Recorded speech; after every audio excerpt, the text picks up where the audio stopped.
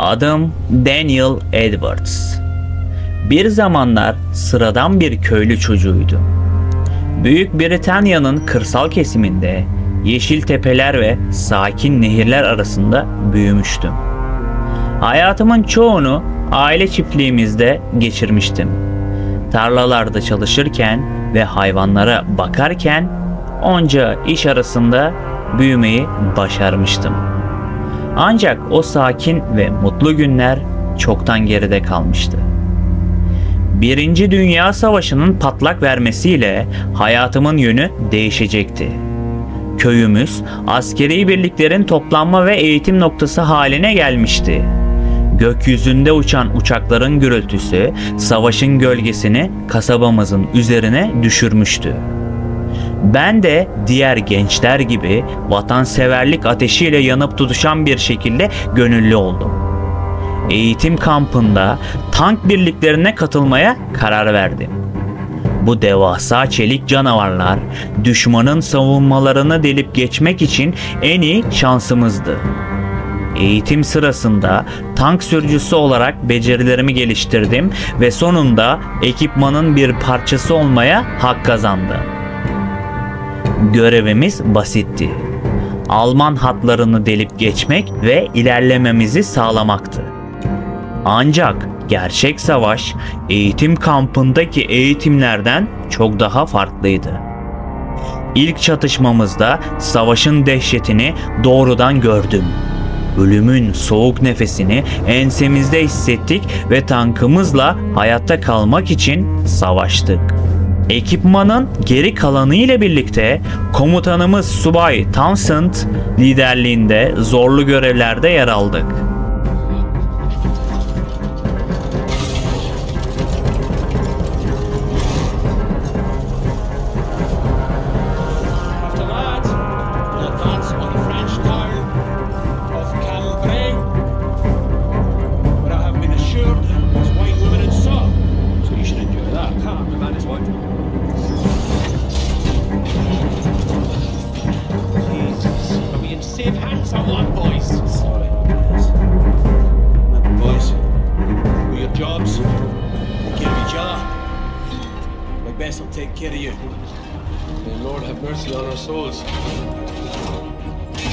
Get through this together, right, Edwards? Right. Full ahead, driver!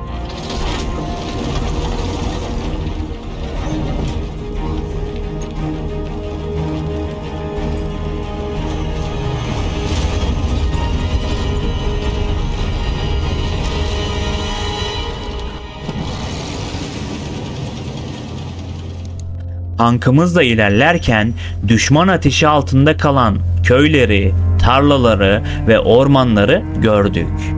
Ancak bizim için her şey misyonumuzu yerine getirmekti. Şimdi tankın içinde Alman hatlarını delmek için yola çıkmıştık. Önümüzde zorlu bir görev vardı ama ekibimizle birlikte her türlü zorluğun üstesinden gelebileceğimize inanıyordum. Savaşın çamur ve kanla dolu gerçeklerine karşı koyarken umut ve cesaretimizi hiç kaybetmeyecektik. Beren geçidini ele geçirmek için devam ettik. Tankımız Alman hatlarını delmek için ilerlerken çatışma alanına doğru adım adım yaklaşıyorduk. Etrafımızdaki manzara savaşın yakıcılığını gözler önüne seriyordu. Önümüzdeki topraklar harap olmuş köyler ve yıkık dökük binalarla doluydu. Düşman ateşi altında her adımımız riskliydi. Komutanımız Subay Townsend sakin ve kararlı bir şekilde emirlerini veriyordu. İlerlemeye devam ederken topçu birliklerin atışıyla tankımız korkunç derecede hasar almıştı. Finch tankın mekanik sorunlarını çözmeye çalışırken ben de arkasından inmiştim. Etrafta korkunç bir mermi yağmuru söz konusuydu. Finch tankın tamirini yapacağı vakit bir patlama oldu ve yere düştü. Mermi kaosunun içinde kenara atladım ve Finch'in doğrulup bana bir şeyler söylemek istediğini hissettiğim anda ölümüne şahitlik etmiştim. Bu gerçekten çok üzücüydü ve savaşın gerçekleriydi. Elindeki anahtarı alıp tankımızı tamir etmem gerektiğinin farkındaydım.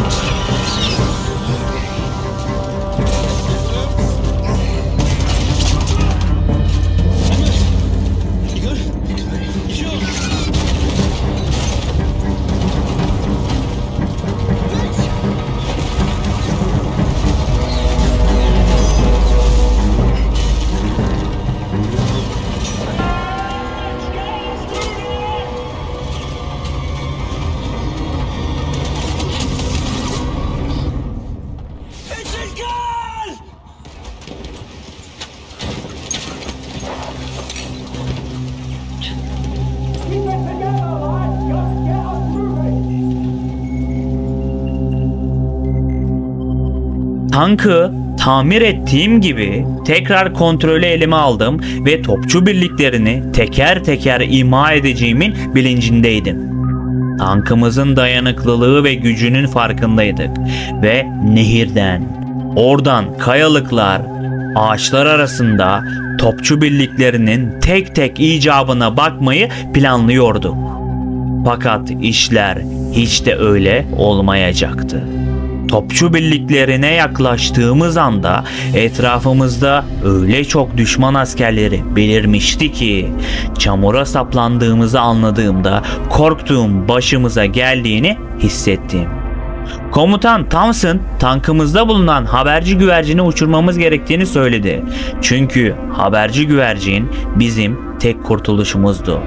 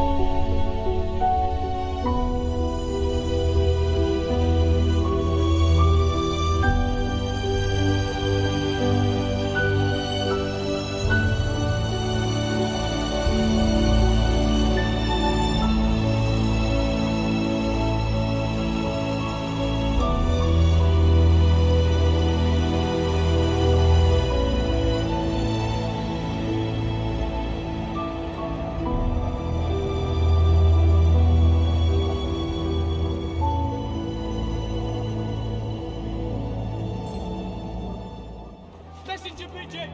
Incoming fire! Message coming!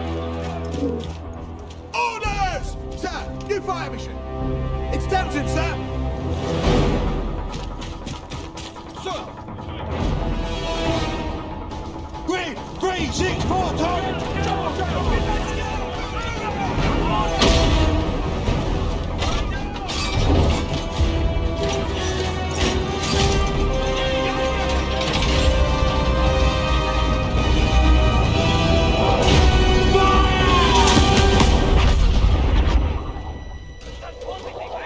Here it comes, boys. Nice serving with you lads. Architects! Artillery!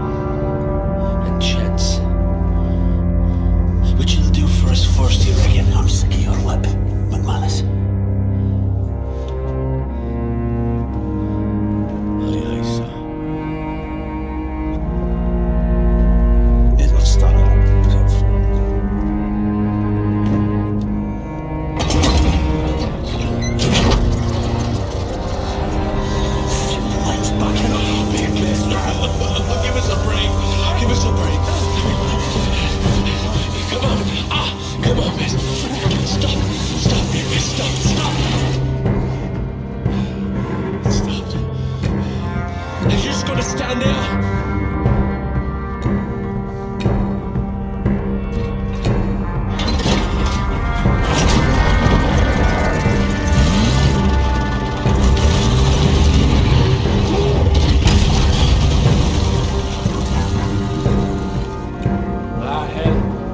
Fog up ahead.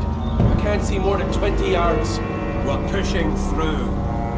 Edwards, I'll drive. You jump. Korkunç patlamaların ardından kendimize geldiğimizde bu koca Bess tankımız onca topçu birliklerimizin atışlarından sonra çok yara alsa da bizi içerisinde capcanlı tutmayı başarmıştı. Tabi Pritchett maalesef ölmüştü. Tankı bir şekilde tamirleyip çalıştırdıktan sonra yolumuza devam ettik. Ormanın gizli vadisine ilerledikçe her tarafın sisle kaplı olduğunu gördük. Tankın kontrolünü komutan ele geçirdi ve ben keşif yapmak için tanktan inmiştim. Şimdiki hedefimiz benim öncülüğümde tankı bu sisli vadiden geçirmekti. Ve tabii ki tankı tamir ede ve sinsi bir şekilde adım adım ve pusuda kalarak sisli ormandan çıkmayı başarmıştık. Fakat patikalarla dolu tepeyi aşmak zorundaydık. Orada sanki mahsur kalmış gibi görünüyordu. Takviye birlikleri püskürtmemiz gerektiğinin farkındaydım ve ufak tanklar ve düşman askerlerinin geldiklerini görmeye başladım. Tek tek ve ilmek işler gibi hepsinin icabına bakmam gerektiğinin farkındaydım.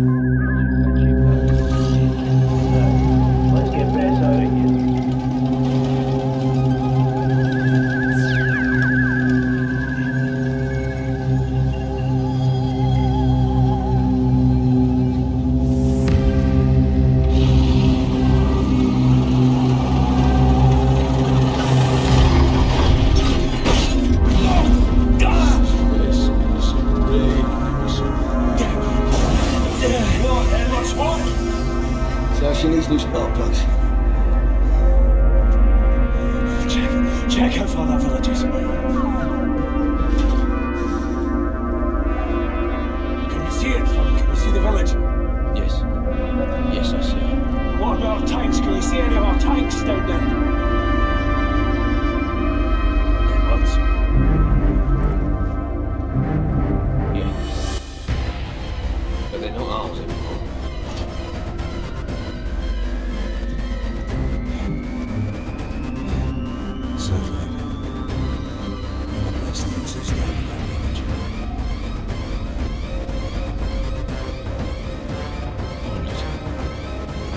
Let's go, Edwards.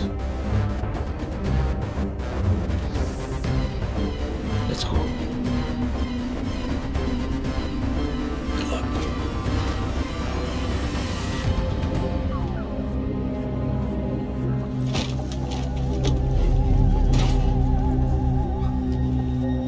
Come over here. That tank is going nowhere and he'll be dead by morning. We're fucked. That's it, yeah. Just gonna abandon the mission, eh? Don't you get it? Finch, Pritchard, all of us. We've been fucked all along. If that's what you want, McManus, then just go. Don't you ever talk to me like that. I've run more fucking missions than you have had hot dinner, son. McManus, just fucking go. Farkındaydım demiştim ya. İşte her şeyin bu yüzden farkındaydım. McManus söylediklerini söyledi ve siktir olup gitti. Adi serseri. Şimdi ihtiyacım olan tek şey o köye gitmek ve koca Bess için gerekli parçaları bulup tankı tamir edip bu adi yerden gitmekti. Köye doğru yola koyuldum. Hızlıca ve sessizce. Tabi sessiz kalamayacağımı bildiğimden motora gerekli parçaları teker teker bulmaya devam ettim. Bütün parçaları bulmam etrafta biraz ses çıkarmış olsa da tanka doğru yola çıktım. Fakat tankın oraya geldiğimde bir sürprizle karşılaşacağımı ummuyordum.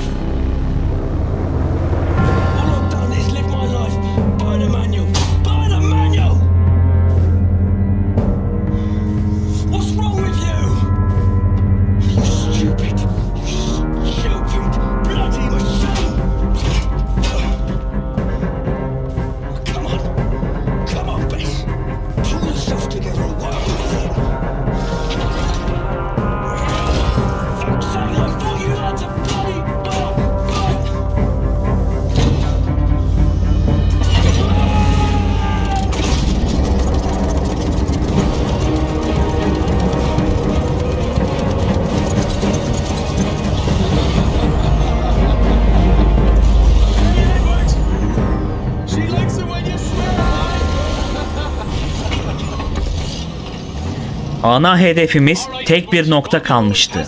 O da Warland'daki köyden geçmek. Bunu başarabilirdik. Köyden geçerken karşımıza çıkan panzerleri tek tek imha ettik. Fakat koca besimiz fazlasıyla darbe almıştı. Ancak bu bizi yıldırmadı. Tepeye kadar zor da olsa ilerlemeye devam ettik. Sonunda tepedeydik ve Borland manevra istasyonuna doğru yola koyulduk. Burasını güvende tutmalıydık. Karşı taarruz birliklerinin hepsini yok etmeyi başarmıştık. Tam her şey bitti diyorken o adi A7V'ler belirdi. Bunlar tam bir savunma panzeriydi ve onlara karşı direnmemiz koca besi zorlayacaktı. Tek tek ve dikkatli bir şekilde hepsinin icabına baktık. Fakat bu bizi çok zorlamıştı. Şimdiki son hedefimiz Cambrai buluşma noktasına ilerlemekti. Fakat komutanımız Townsend kötüydü ve durumu gitgide daha da kötüleşiyordu. Çok az bir yolumuz kalmıştı ve bu bizi umutlandırıyordu. Fakat büyük bir gürültü koptu ve etraf korkunç bir şekilde topçu atışıyla yerle bir olmuştu. Ve düşman birlikleri son bir saldırıyla koca besimizi kullanılamayacak halde bırakmış ve saldırmaya başlamışlardı.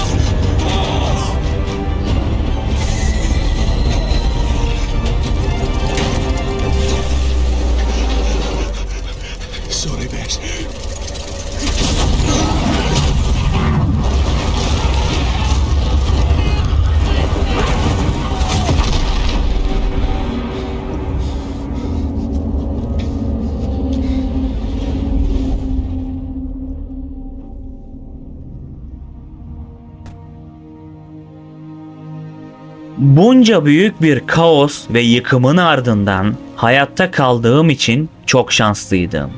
Ben Daniel Edwards. Kim bu notumu okuyorsa ona bu korkunç savaştan sağ çıkmamın verdiği mutluluk ve sevinç duyguları eşliğinde 1918 yılının sıcak yaz gecesinden yazıyorum.